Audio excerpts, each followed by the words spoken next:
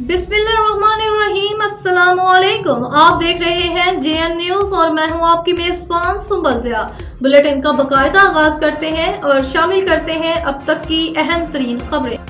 खबर शामिल करते हैं उमरकोट से। JN न्यूज के डिस्ट्रिक्ट रिपोर्टर मोहम्मद बचल ढोरू नारू में SUP के रहनुमाओं का सामारू सर्कल के रेवेन्यू सुपरवाइजर सवाई मिल में मेघवाड़ के खिलाफ ढोरू नारू प्रेस क्लब पर मुजाहिरा।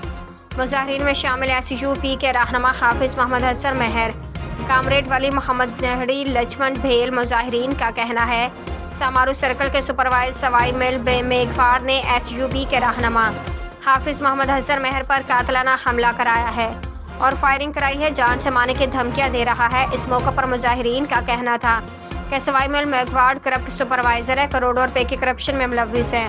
उसके खिलाफ कानूनी कार्रवाई की जाए और हमें तहफ़्फ़ुज़ फराहम किया जाए।